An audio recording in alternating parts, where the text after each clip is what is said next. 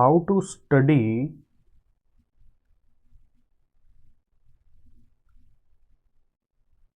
When tuition is on. जब tuition चल रहा है तो कैसे पढ़ते हैं, ड्यूरिंग ट्यूशन कैसे पढ़ते हैं।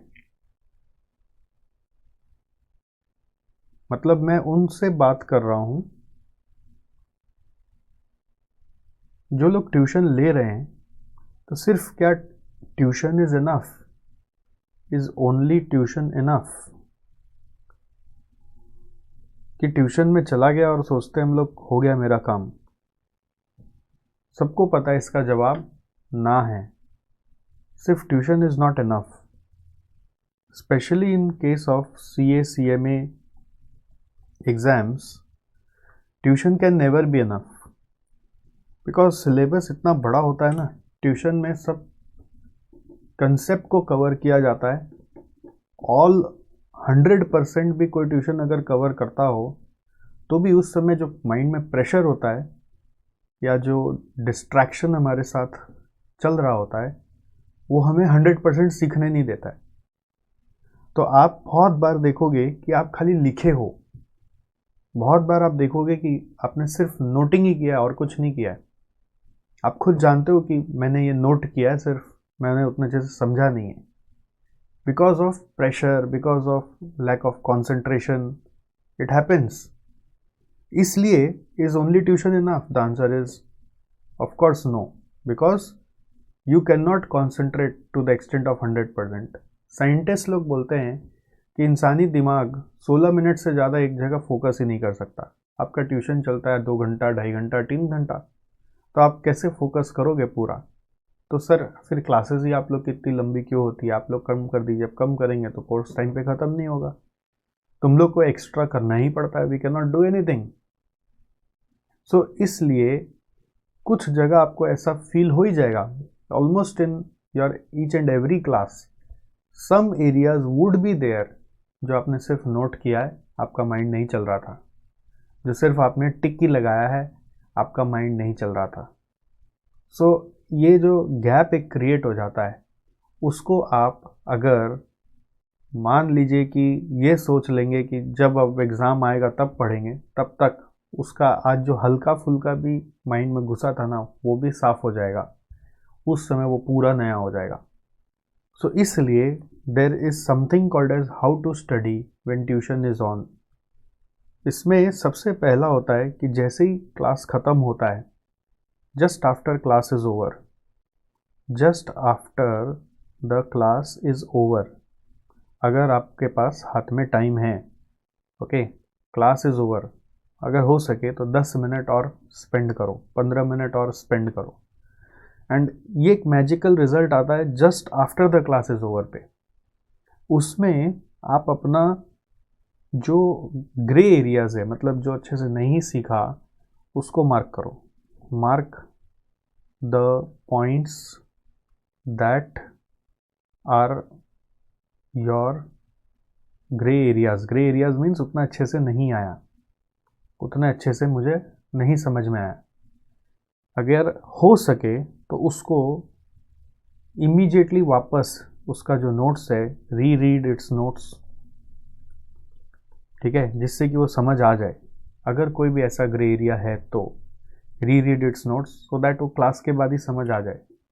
फिर भी अगर नहीं समझ में आता है तो note its query and ask with your sir. Sir भी हैं या फिर आपके फ्रेंड्स भी हैं, दोनों में से किसी से आप क्लैरिफाई करके उसको सेटल डाउन कर लीजिए। अगर मान लीजिए ये चीज़ आप query same day of course नहीं पूछ पाते, तो इसको हम लोग बोलेंगे एट अर्लीस्ट। मतलब आपके सर से या फिर दोस्त से आप उसको पूछ के सॉल्व कर लीजिए। सेकंड, अज्यूम करते हैं कि आपका कोई भी ग्रे एरिया नहीं है। If there is no grey area then still flip over all the points. All the points, जितना भी पॉइंट्स है उसको फ्लिप ओवर करिए और फिर एक बार उसके क्वेश्चंस का भी एक बार फ्लिपिंग कर लीजिए। फ्लिपिंग मतलब जस्ट दोहरा लीजिए ना कि सर ने आज ये पॉइंट पढ़ाया था, ये पॉइंट पढ़ाया था, ये पॉइंट पढ़ाया था, और ये क्वेश्चन कराया था, उसमें ये था, ये क्वेश्चन कराया था, उसमें ये था, ये क्वेश्चन कराया था, इसमें ये था. This does not need any books. Don't use any book for this. Don't use your notes. Now just by closing eyes you should recall. Recall by closing your eyes. That's it. कि क्या क्या था. या फिर eyes close नहीं करना है तो एक ब्लैंक पेपर लेकर लिख के भी कर सकते हो, और note everything in a blank paper कि आज का क्लास का समरी क्या था, कि आज सर ने क्या पढ़ाया. कई बार होता है कि सर लोग ही लास्ट में समरी बोल देते हैं कि आज मैंने क्या क्या पढ़ाया, बट नहीं बोल पाते, कभी कभी समय परमिट नहीं कर रहा होता है, तो उस समय आपको ये कर लेना चाहिए. इससे क्या होता है पता है, आपका IQ बहुत तेज होता है. It enhances your IQ. Enhances your IQ मतलब आपका याद रखने का शक्ति, क्षमता बढ़ जाता है. ओके मतलब बोलते हैं कि अगर आप पूरा दिन का भी जो जो घटना आपके साथ बीता, सर ने जो पढ़ाया, जो ऑफिस में बीता, अगर रात में सोने से पहले आधा घंटा ऐसे आंख बंद करके उसको रिकॉल करते हो, तो पहला तो नींद बहुत जल्दी आ जाता है, और दूसरा आपका दिमाग तेज होता है. अगर ये हैबिट आप 21 दिन तक कंटिन्यू कर लीजिए तो आपको लगेगा कि सच में आपका दिमाग तेज हो गया है. वो है ना, हर चीज़ को याद रख पाता है. IQ लेवल का मतलब है कि वो एनालिसिस भी कर पाता है और रिटेंशन भी कर पाता है. सो आपको समझ में आएगा कि आपके साथ क्या होता है.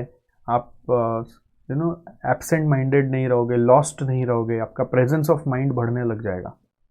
सो ये flipping over is very important. I don't know you do or not. When I come to class, before coming to class I do flip over कि आज मुझे क्या क्या पढ़ाना है. मैं अपने माइंड में पूरा ये जॉट डाउन कर लेता हूँ कि मुझे आज ये पढ़ाना है, ये पढ़ाना है, ये पढ़ाना है, ये पढ़ाना है, हर क्लास के पहले. और आपको बता रहा हूँ, मैं हर क्लास के बाद भी हर वक्त 10 मिनट रुकता हूँ, 5 मिनट रुकता हूँ, ऑलमोस्ट एवरी डे. कि ये जो ग्रे एरियाज़ है, जो मुझे लगता है कि मेरा ग्रे एरियाज नहीं होता है, बेसिकली मुझे लगता है कि there is a scope of improvement in teaching this, may be in my next session, मैं उसको मार्क कर लेता हूँ. May be there are some areas where my mat has got printing errors, मैं उसको क्लास के बाद बैठ के मार्क कर लेता हूँ, so that I can improve next time. ये क्लास के बाद तो याद रहता है, उसके बाद याद नहीं रहता है, राइट. तो ये मैं भी करता हूँ, आपको आपके तरीके से करने बोल रहा हूँ. तो just after the class is over क्या करना है, mark the points that are your grey areas, read its notes. Read its notes से आपका ग्रे एरियाज खत्म होने का चांस होता है. अगर नहीं भी हुआ तो note its query and ask sir friends at earliest. Flip over all the points and questions if there is no gray area, or even if there is gray area that doesn't matter, but this flip over is very important. सबको घुमाओ, देखो क्या था. अब घुमाओ देखो मतलब I will not से कि बुक देख देख के घुमाओ, आंख बंद करके घुमाओ अपने माइंड में कि क्या हुआ था, आज सर ने क्या क्या पढ़ाया था. वो माइंड में रोटेशन हो गया ना, बस आपका काम हो गया. अब इसी तरह से कभी जैसे चैप्टर जब पूरा ख़त्म हो जाए, after the end of each chapter, after the end of each chapter, okay, each chapter आपको क्या करना चाहिए, आपको चैप्टर ख़त्म होने के बाद अब चैप्टर को माइंड में घुमाना चाहिए. Flip over the entire chapter in mind, और उसके कितने तरह के क्वेश्चंस थे. एंटायर चैप्टर इन माइंड, उसमें कितने तरह के क्वेश्चंस थे, and it's with its type of questions, with its type of questions. जब आप ऐसा करते हो ना, तो वो क्या होता है पता है, मेमोरी में ऐसा जाके बैठ जाता है ना कि आप भुलाए ना भूलते. ये होता है, ये मैजिकल चीज़ है, ये करना पड़ता है after the end of each chapter also.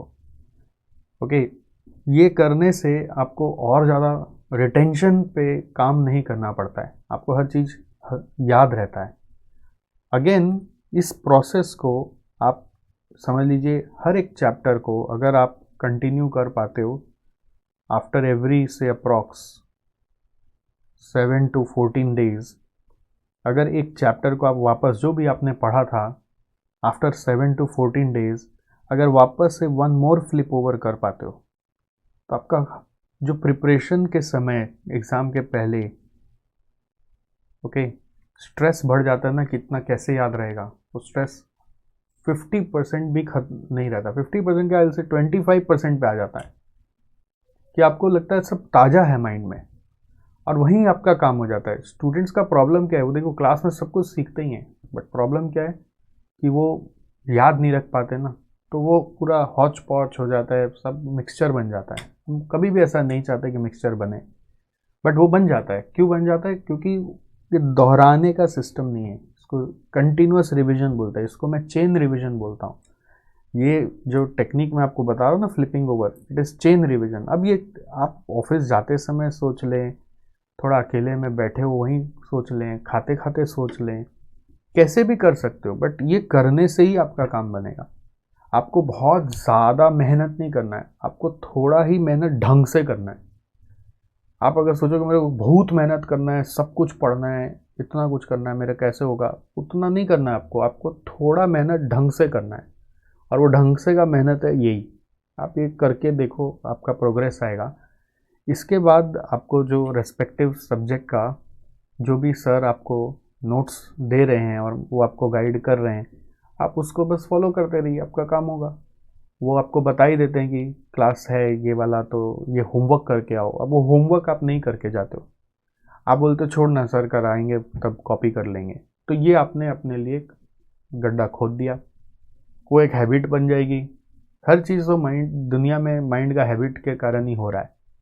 तो हैबिट बढ़ जाएगा, होमवर्क करना ही नहीं है। अब आप होमवर्क के प्रति सीरियस हो जाओ। होमवर्क चाहे सर ने बोला इसको वापस से दोहरा लेना, सर ने बोला चाहे आपको कि आप डीजेबी बुक, मेरा अगर एससीएम का आपका पढ़ रहे हो तो उसका कोई सम मार्क करके दिया वो कर लेना। अगर मैंने आपको बोला कि वर्क बुक का ये सम कर लेना, तो कर लेना मतलब वो पत्थर की लकीर है, करना ही है। चाहे रात को 1 बजे सोना पड़े, 2 बजे सोना पड़े, वो करके ही सोएंगे। अगर आप उसको कैजुअल लोगे तो कैजुअल चलेगा। मैं तो आ नहीं रहा ना आपके पीछे डंडा लेके, करा नहीं करा, कोई भी नहीं पढ़ता अभी इस उम्र में, ना पेरेंट्स भी पीछे पढ़ते करो करो करो। बच्चे थोड़ी हो आप, आपको अपने पीछे खुद पढ़ना पड़ता है कि नहीं सर ने बोला है मैं करके ही रहूँगा, सर ने बोला है ये चीज़ करने मैं करके ही रहूँगा। आपको अपने कान खुले रखने हैं, आपको वो रेस्पेक्ट रखना है, वो हाई कमांड का ऑर्डर को मानना है। जैसे आप मुझे अगर वो रेस्पेक्ट दे दोगे, अपने टीचर को रेस्पेक्ट दे दोगे कि नहीं सर ने बोला है तो करना ही है, तो वो अपने आप होने लग जाएगा। अभी बस वो इतना ही चाहिए होता है कि आप थोड़ा सा डिसिप्लिन मेंटेन करें क्लास की, कि सर ने जो बोला वो मुझे करना है। ओके, और फिर ये फ्लिपिंग ओवर आप करके देखिए, और आपको बहुत ज़्यादा अभी चाप नहीं दे रहे हैं, ये फ्लिपिंग ओवर का स्ट्रेटेजी लगा के देखिए, एंड देन मेरे से बात करिएगा।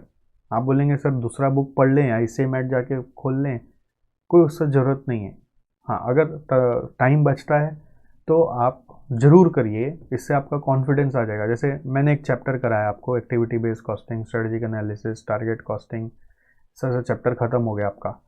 तो ये जो चैप्टर ख़त्म हो गया, अब इस चैप्टर का आप एक बार इंस्टीट्यूट मैट भी पलट लीजिए, लेटेस्ट वाला, आपको समझ में आ जाएगा कि कवरेज भी सही है कि नहीं, जिससे कि कल को बाद में कोई कान में पिन डाल दे, कान में पिन डाल दिया मतलब कान भर दे, गॉसिप कर दिया, तो आप डिस्ट्रैक्ट नहीं होंगे, आपको पता होगा कि नहीं सर ने सब कुछ कराया है। और अगर आपको लगता है कि कुछ एक्स्ट्रा है जो सर से पूछना ज़रूरी है, तो पूछ के ख़त्म करिए। बाद में स्ट्रेस नहीं बढ़ाइएगा अपना इस चीज़ को लेकर। अगर आपको लगता है कि मैं थोड़ा सा इन्वेस्टिगेट कर लूँ कि सर ने आरटीपी कराया कि नहीं, एमटीपी कराया कि नहीं, पास पेपर कराया कि नहीं, तो दिस इज़ द टाइम कि अगर ये सब फ्लिपिंग ओवर के बाद भी टाइम बच रहा है, तो सबसे पहले तो आपको अपना क्लास का होमवर्क करना है, डीजेबी का, वर्कबुक का। उसके बाद भी टाइम बच रहा है तो आई विल सजेस्ट कि एक बार ऐसे ही मैट भी घुमा के देख तो लो, टिक तो मार लो कि okay okay okay okay okay, audit तो कर लो कि सब चल रहा है बराबर बराबर। कुछ भी एक्स्ट्रा लगे तो पूछ तो लो, क्या दिक्कत है?